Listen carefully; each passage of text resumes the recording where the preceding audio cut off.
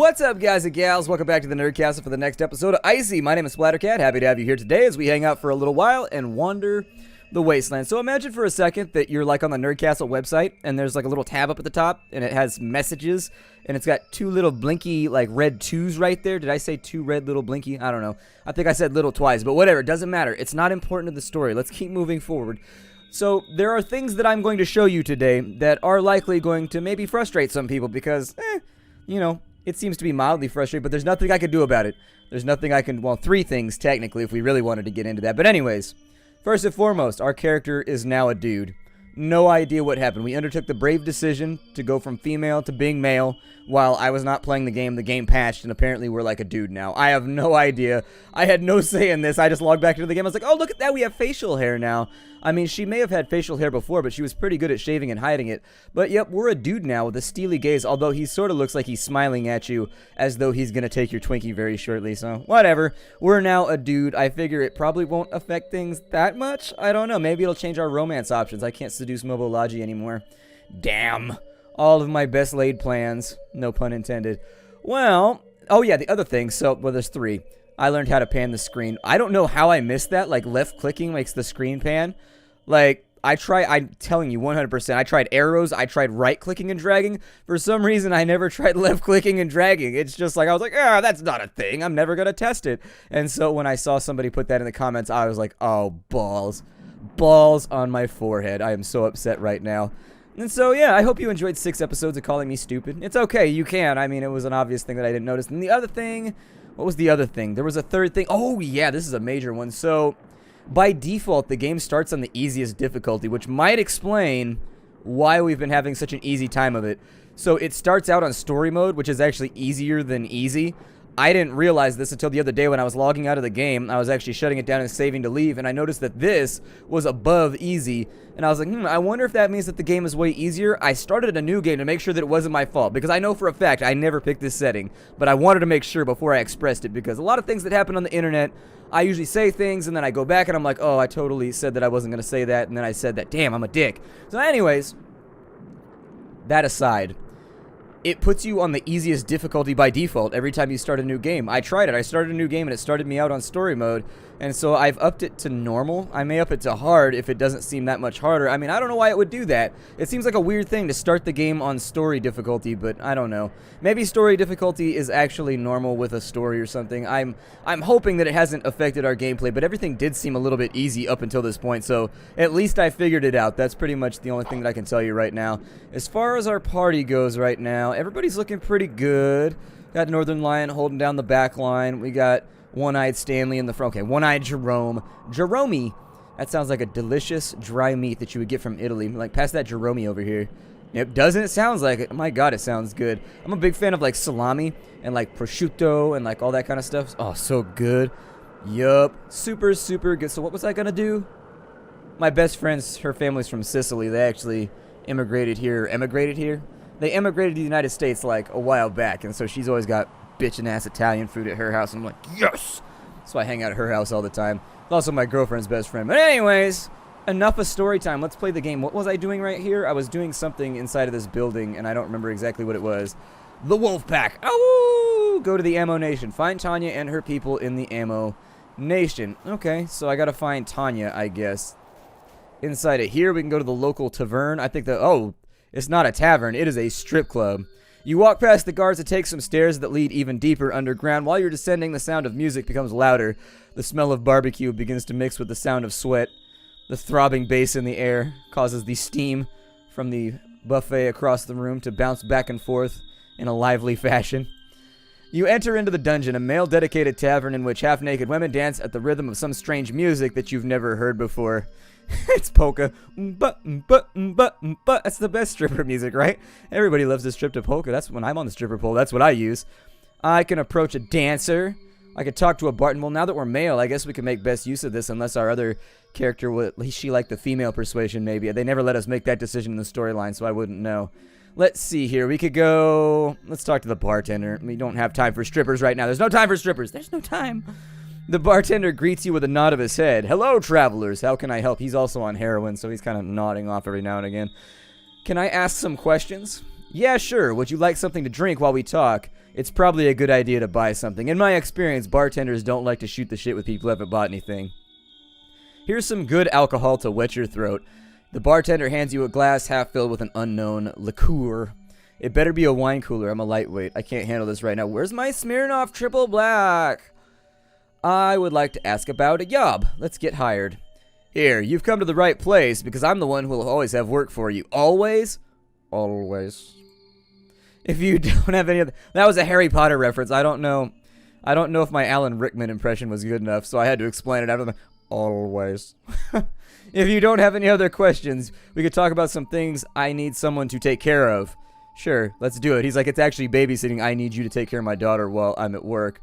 I'm like, oh, well, I'm a little bit heavily armed for that job. Like, it's a dangerous wasteland. Let me explain the situation to you. I'm Morgan, and I'm the one you should look for if you need a job or some knowledge. Just a few days ago, this woman showed up to ask me some questions, but my knowledge has a price, and she was willing to do me a favor in order to pay that price. I sent her to a place not too far from here. Let me show it on my map. I lost contact with some men I had there running a scavenge operation. Then I sent in Tanya and her family, but they didn't come back, and now I'm starting to get worried. There's something strange happening, and I want you to get there, discover what's going on, and then come back. Don't get into trouble. I really just need to know what's happening, and, well, I guess you like being alive, so don't throw yourself into danger. It's just a recon mission. Sure, let's do that. Morgan hands you a bag with 50 bullets in it. Don't go there unprepared. We both don't want more missing people. Now, is there something else I can do for you? I have some other questions. I bought liquor. You have to tell me. You have to answer my questions. That's bartending 101. I have liquor in me right now, and you are forced to converse with me by proximity. Ask about the Wolfpack. I know a lot about them, but that information has a price tag. You can pay me in bullets or you can do something for me. For now, I'll only tell you that I can lead you to the man that provides all the fancy high-tech stuff, to the Wolfpack. Ow! I want you to do a small thing for me, an easy task. You only need to go to a particular place and search for some people. Fine. The man smiles and takes a sip of liquor. That's what I wanted to hear. I think you gave me the same quest twice. Alright, they gave me the same quest. I guess you can get the quest through two different means. It's fine. Let's just get the hell out of here and let's get it done. I'm gonna leave. Don't you just set me off with a bunch of bullets to go get into a shootout and told me to get into... don't get into trouble. Well, you know, you're making me walk into a potential ambush. Oh my god, what has happened? My map is way down there. Y'all gonna make me lose my mind. Way down there. Way down there. So I'm gonna go... Can I scavenge this area over here? Looks like I might be able to. Let us gawenge. It's time. Oh, we must have scavenged there already. Alright, we'll go into the forest and get some FUD then. Yeah? You want some FUD? No? No FUD? Well, never mind then. I always liked that. That was one of my favorite things about Dungeons & Dreadmore is the food receptacle that you bought food from. The little food vending machine was called FUD. Made me happy. Find a safe place. You found a safe place to sleep. Have we ever not found a safe place to sleep? We seem to be pretty good at finding safe places to sleep. You reach the area where Morgan sent you, and what you see is quite impressive. A strange glass-covered building stands in the middle of nothing. A massive tree grows inside. The building is heavily damaged, and the tree's branches pop out of broken windows. Not too far from one of the building's entrances, there are some tents which may belong to the first group sent by Morgan. I've never seen anything like that. It's impressive. I doubt a tree can grow that much without something strange happening to it, and I doubt the ancients built this place around a tree. Well, fine, it's big. But it's just a tree, and trees are the only thing that hasn't ever tried to kill me. If it's somewhat mutated, we don't know what to expect. It's better to be careful. 2 groups went missing after coming here. We should check the tents. Maybe we'll find some clues about what happened. Alright, well, let's inspect the camp real fast. The camp is nothing but 3 tents around a campfire. Some equipment lies scattered around, covered by the snow. It looks like it's been abandoned for at least a week. There are no recent traces of activity. And no one's touched their stuff, so we're not dealing with some raiders that attacked the group to scavenge what they could find. Is it called scavenging if you murder somebody? That's called marauding. I don't think you can kill somebody and then scavenge right after. You kill somebody and then you just raid their stuff. It's called raiding, essentially. April looks inside the tents. There's nothing inside the tents aside from a few sleeping bags. Well, it looks like we're a few sleeping bags richer. How much do you think people will pay for sleeping bags in an icy wasteland? I bet they'd pay money for it. Let us inspect the building. You don't know how, but somehow a giant tree has grown inside the building, tearing through any part that got in its way. You'd never seen a building made with so much glass like this. There are no traces of recent activity around except for the camp near the entrance. From the outside, the place is silent, and there doesn't seem to be anything dangerous or interesting. Well, hell, let's waltz on inside then. You approach the building while carefully looking around. There isn't much light on the inside, but it's enough to walk around without danger. Are we sure we want to do this? Ooh, a big scary tree. I bet its bark is worse than its bite. Oh, there's a pun. There it is. It did the pun.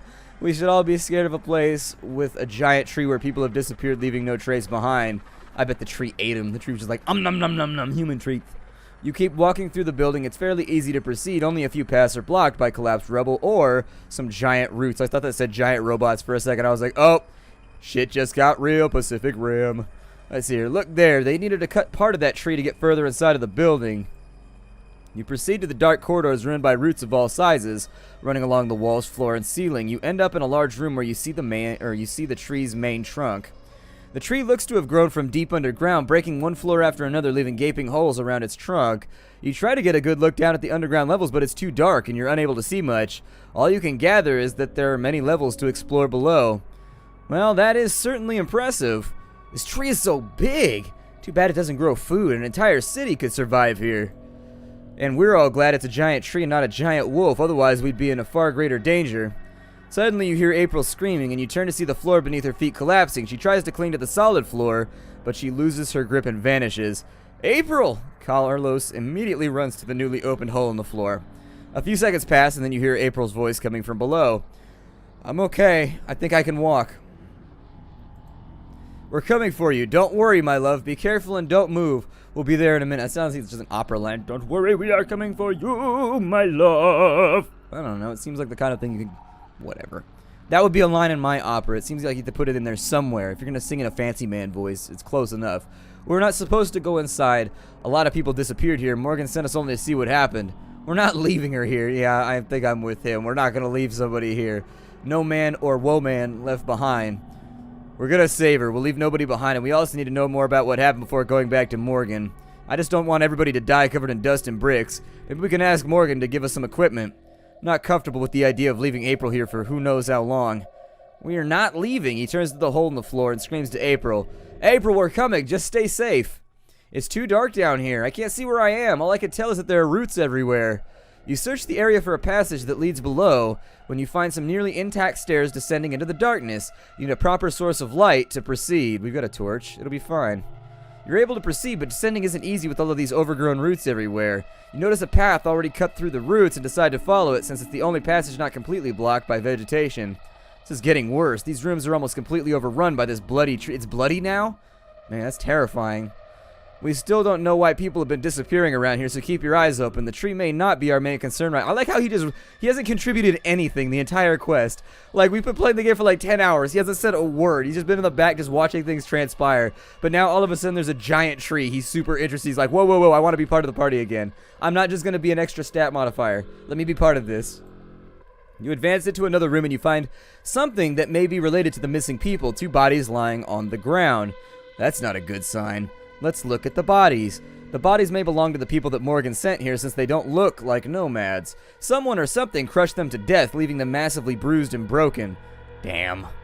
The good thing is that somebody already cut a path for us. You continue following the path that somebody previously cut through the roots when your surroundings rapidly change. You enter a room where the roots are different. They're green and fresh, and they seem to converge to a single point. With your light, you trace along the roots to the central point where they converge and discover something most horrific. Some poor person has grown into and become one with the tree itself. Its shape is human, but it almost looks like some kind of hybrid between a plant and a person. The skin is green and hairless. It stands still with its head looking at the floor. Holy shit. For once I agree with you. What the fuck is this thing? Fang inspects the strange creature. Of all my travels across the cursed world, I've never seen anything like this. I've seen some strange mutants in my life, but this is the strangest. Let's get closer and look at it. I have morbid curiosity. As you get closer, you can see that the creature is moving, but does not seem to notice you. No way, it's awake. Okay, I wish that I don't want to go close anymore. The creature seems to react more when you shine the light at it, but it doesn't do much else. Let's search the room. You take a few steps around the room and discover something. 3 more bodies. Something weird is happening to them. They're dead like the others, but the roots of the plant are wrapping around the bodies, merging into them, almost like the tree is absorbing the bodies into itself. Yeah, they needed to clarify. I'm glad they clarified that on the second half, because it sounded like the tree was just having a good time, enjoying that lovely arboreal necrophilia. It's not a crime if nobody catches you. Proceed! Guys, are we sure we want to go deeper? Although technically I would say the necrophilia is kind of a victimless crime, right?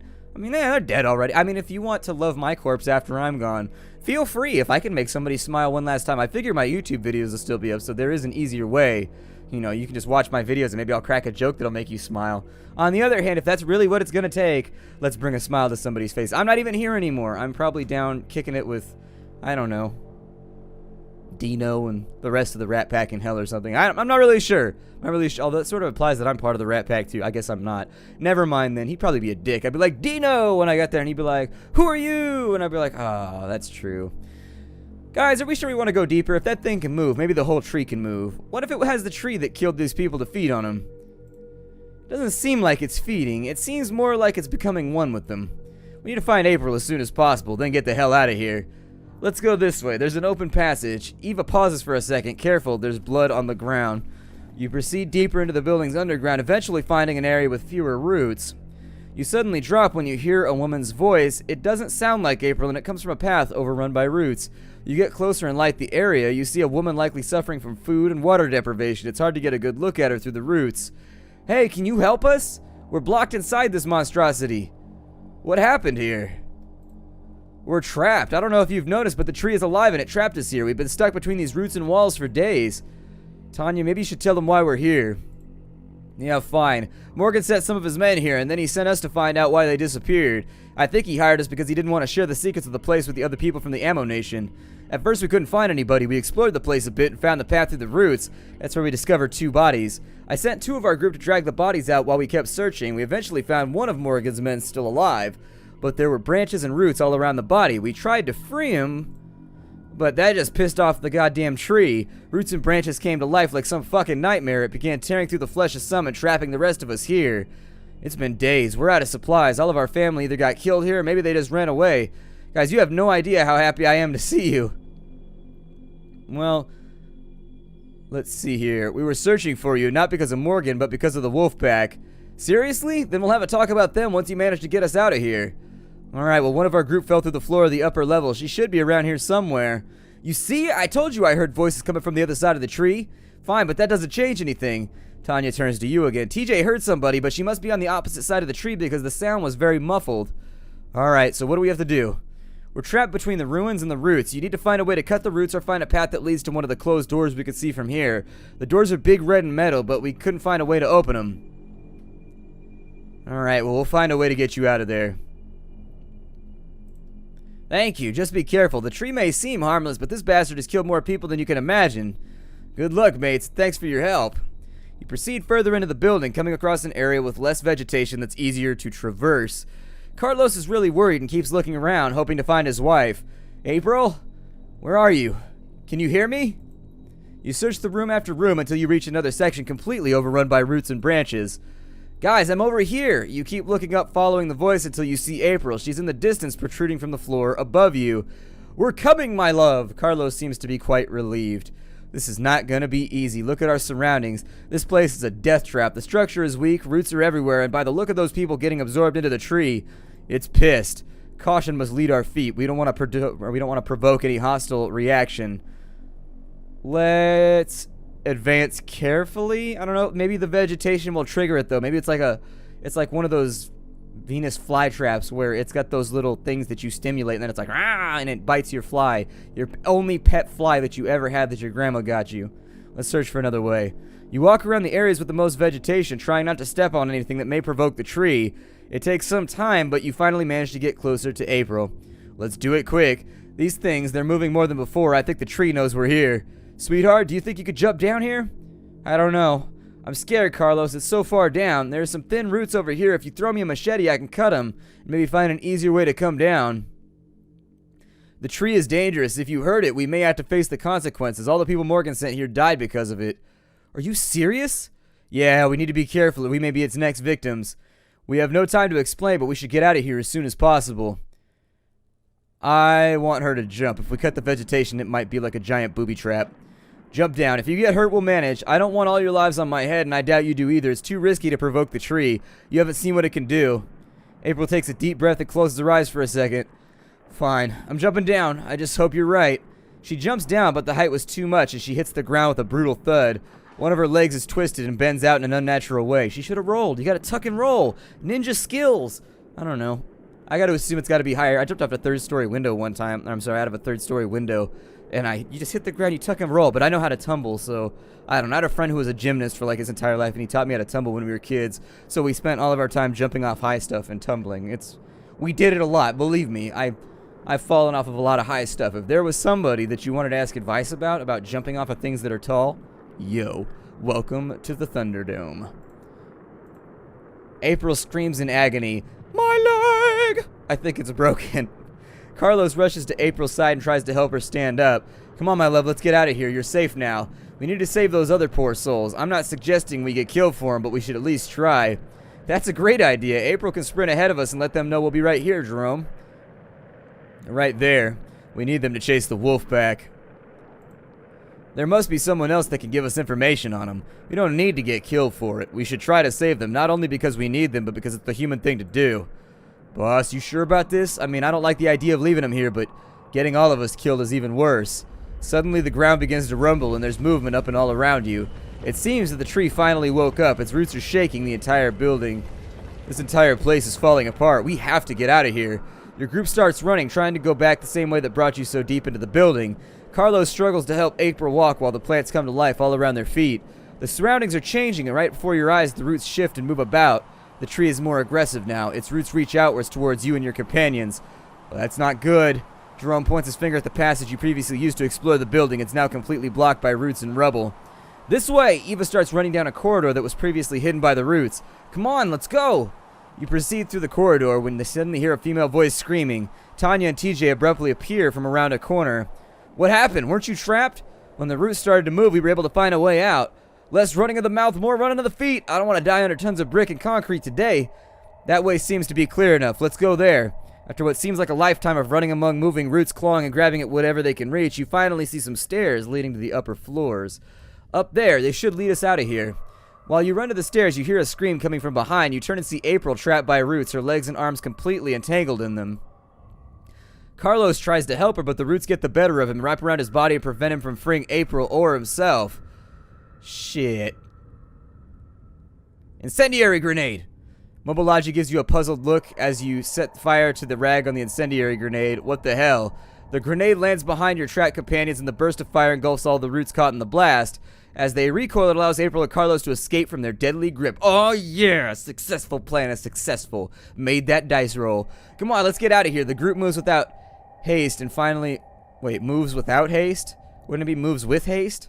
Either way, the group moves with haste and finally reaches the stairs. The group is able to make it up a few floors before being stopped by a massive hole that occupies the space where the stairs were supposed to be. Your group tries to find a way around. Thankfully, the upper floors seem to be safer since there's less vegetation trying to kill you. Demetra points her finger at the opposite side of the room. There! You turn and see the same stairs that allowed you to go deep down into the building. You run to reach them, but suddenly the floor trembles and several roots emerge from the ground. After some struggle, you're able to reach the stairs, but when you look back, you see Carlos get pulled away from April by roots around his foot. He falls to the ground as they pull him in. April falls without Carlos to support her leg and starts screaming, "Help him, please help him." But it's too late.